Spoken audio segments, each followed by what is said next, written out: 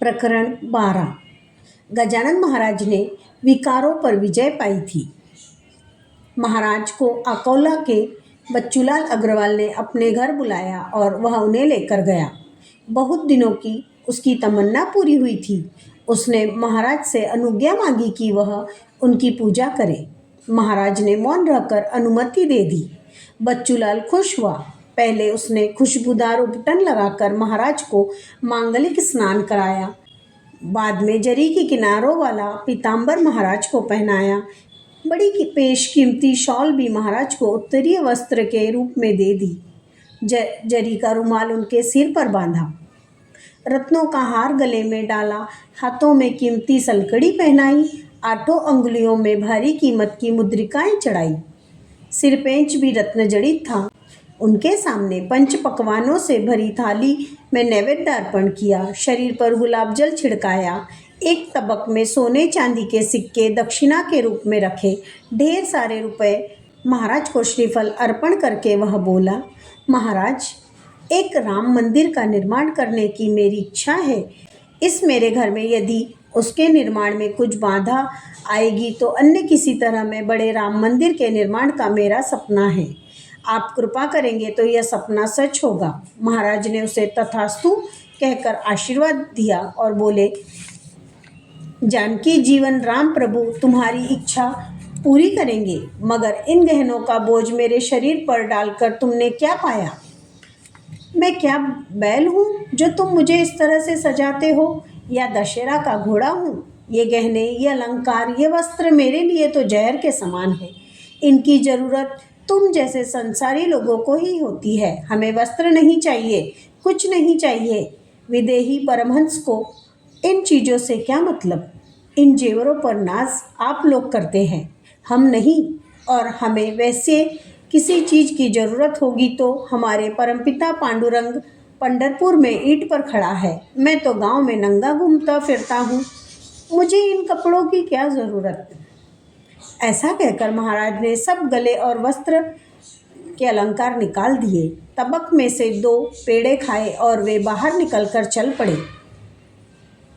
बच्चूलाल तो देखता ही रह गया।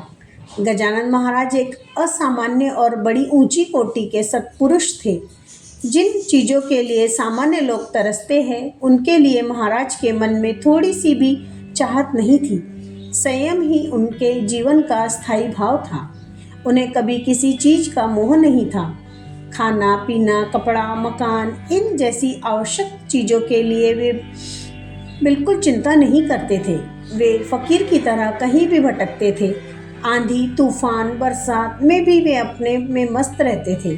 किसी का भी दिया हुआ अन्न वे खाते थे और दिनों तक उपवासी भी रहते थे। कपड़ा तो उन्होंने कभी पहना ही नहीं। कभी कोई शरीर पर रहता तो उसका ख्याल ही उन्हें नहीं रहता। उन्होंने सचमुच 6 विकारों पर विजय पाई थी।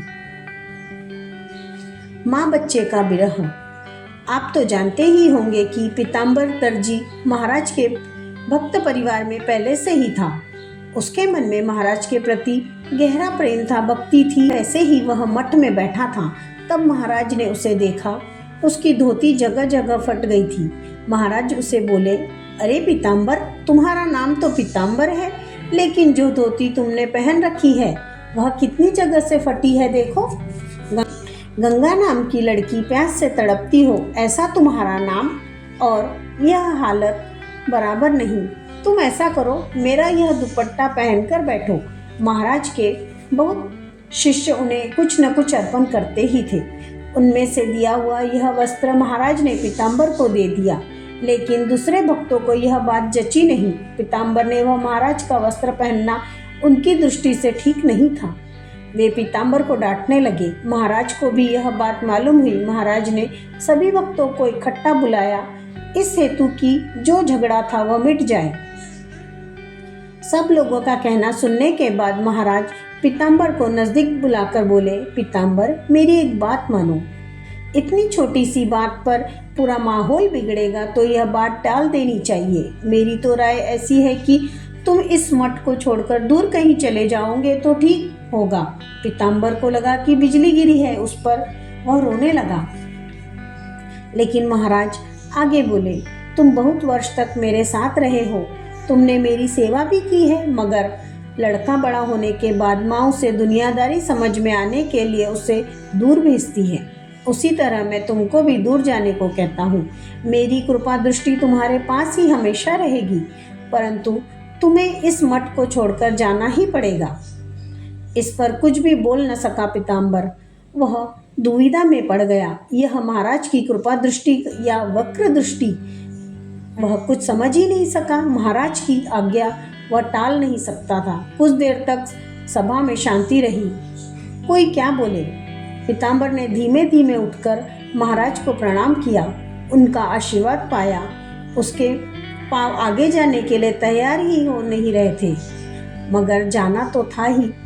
पीताम्बर ने मठ छोड़ दिया। पीछे मुड़ मुड़ के महाराज को बार बार देखकर उनकी मूर्ति को अपने हृदय में स्थापित करता वह चला गया।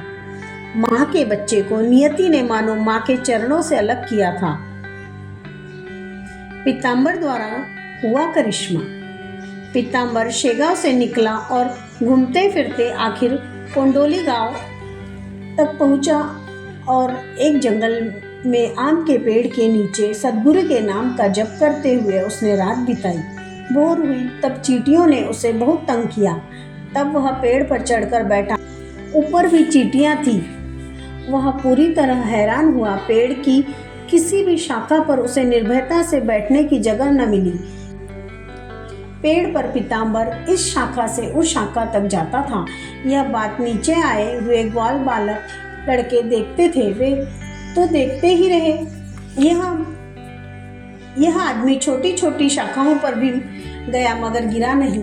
यह कैसे हुआ, ऐसा वे सोचने लगे। उन्हीं में से एक लड़का बोला, शायद यह कोई साधु होगा। दूसरा एक लड़का बोला, हो सकता है यह शेगांव के गजानन महाराज का शिष्य होगा।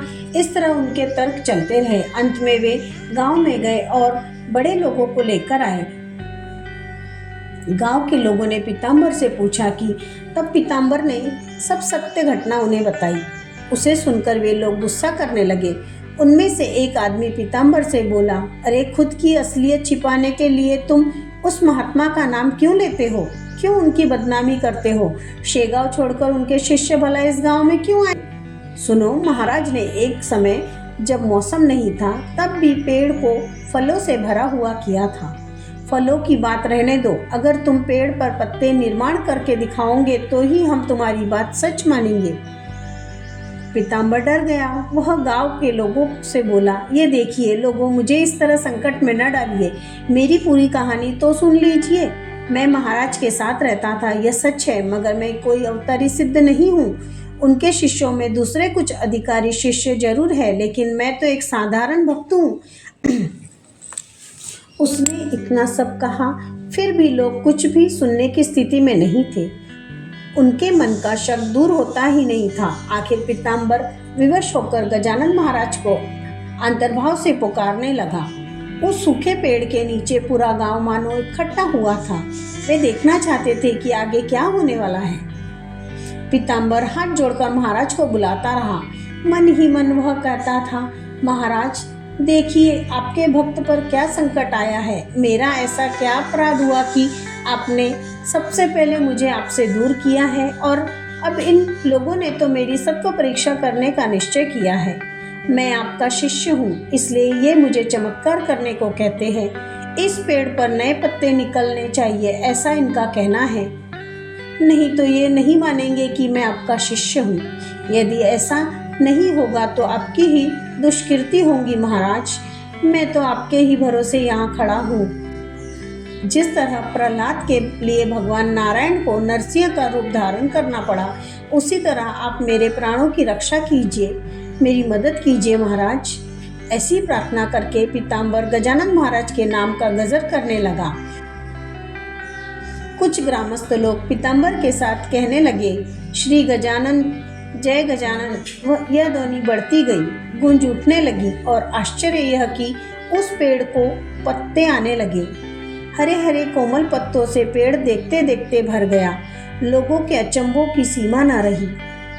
यह सपना तो नहीं, ऐसा शक हुआ। नहीं नहीं, वह सपना नहीं था, वह वस्तुस्थिति थी। कुछ लोगों को लगा शायद यह कोई जादू होगी। उन्होंने कुछ पत्ते तोड़कर देखा तो क्या देखे, वे सचमुच पत्ते थे। अब कोई अंदेशा नहीं रहा। सभी लोगों ने फिर से गजानन महाराज के नाम का जयघोष किया और पीताम्बर का भी जय जयकार करना शुरू कर दिया। पालकी लाई गई। पीताम्बर को बड़े सम्मान से उसमें बिठाकर लोगों ने शोभा यात्रा जैसी निकाली। जिस तरह रामदास स्वामी ने अपने शिष्य कल्याण को डोमगांव में भेजा था, उसी तरह अब गजानन महाराज ने अपने शिष्य पीताम्बर को कोंडोली में भेजा। कोंडोली गांव के लोग अब पीताम्बर का आदर करने लगे। पीताम्बर का एक मठ कोंडोली में स्थापित हुआ। कुछ समय के बाद पीताम्बर का देहांत वही हुआ। जब महाराज ने पीताम्बर को दूर भेजा था, तब पीताम्बर को महाराज का हेतु मालूम नहीं था, मगर उसका परिणाम बहुत अच्छा हुआ। पीताम्बर के माध्यम से कोंडोली गांव के लोगों का सत्संग बढ़ गया। इससे यह मालूम होता है कि महापुरुषों के लिए हुए हर काम के पीछे एक अच्छा प्रयोजन रहता है। मंदिर के लिए नया स्थान। शेगांव में भास्कर की अंतिम इच्छा के अनुसार मंदिर का निर्माण करना था।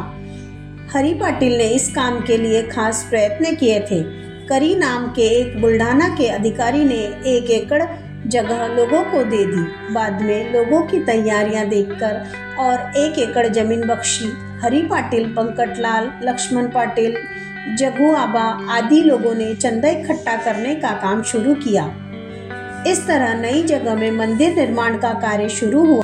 पहले पहले कुछ अड़चनें आई, फिर भी महाराज की कृपा से वे टल गई और भव्य मंदिर में गजानन महाराज का निवास चालू हुआ। जय गजानन महाराज।